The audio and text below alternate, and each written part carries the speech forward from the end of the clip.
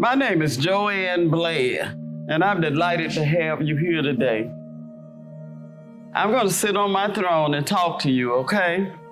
I'm going to tell you a little bit about me and a lot about the history.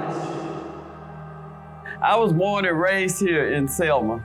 In fact, I was born in the area where Brown Chapel is. I grew up in that housing project.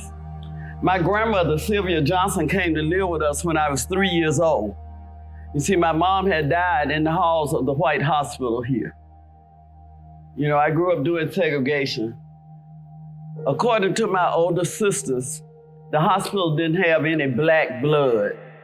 The blood had to be ordered from Birmingham and sent to Selma on the bus. But by the time the blood got here, it was too late. My mom was gone, and my baby brother in her tummy had been born stillborn. My grandmother came back from Detroit to the funeral and decided to stay and help rear us along with my dad.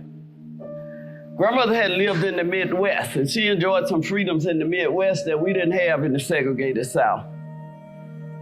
She started talking to the women in the community about those freedoms, and they introduced her to a lady named Amelia Boynton. The Boyntons were our farm extension agents and our insurance agents. They recognized early on if we could vote, we could change some of those laws that were unfair to us. They formed an organization in the early 1930s called the Dallas County Voters League.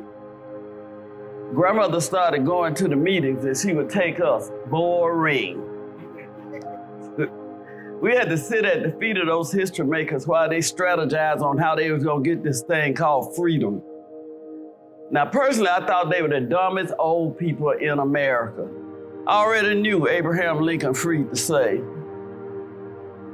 We already had our freedom. Why are we fighting for something we already have? Whenever I would ask, no one could explain it to me where I could understand it. Well, one day, we were on Broad Street. Broad Street is the street the bridge is on. About 2 blocks down, there's a drugstore, Carter's Drugstore. It's still there today. But at that time, when I was growing up, Carter's had a lunch counter, and I wanted to sit at that lunch counter.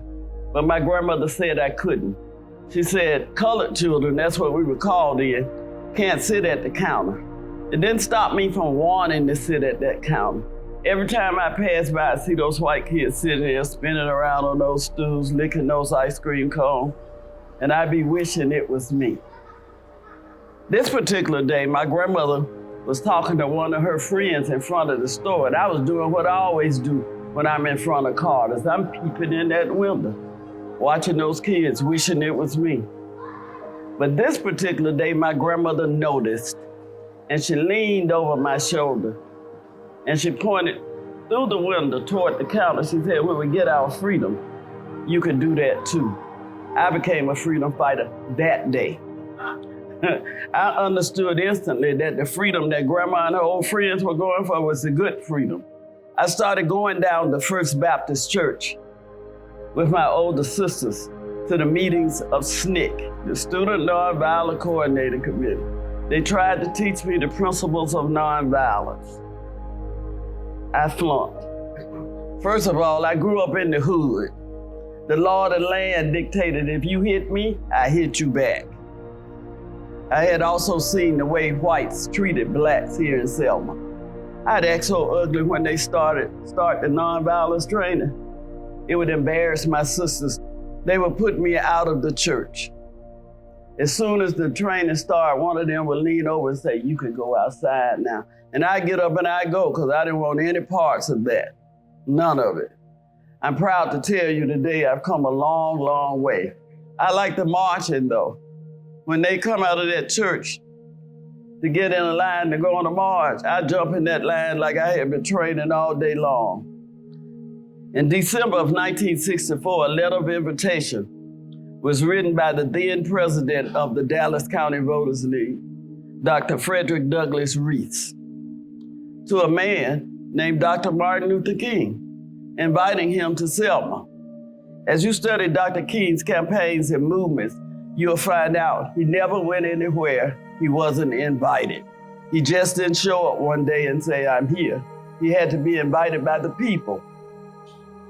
You also find out he never went anywhere the groundwork had not already been laid. Selma was no exception.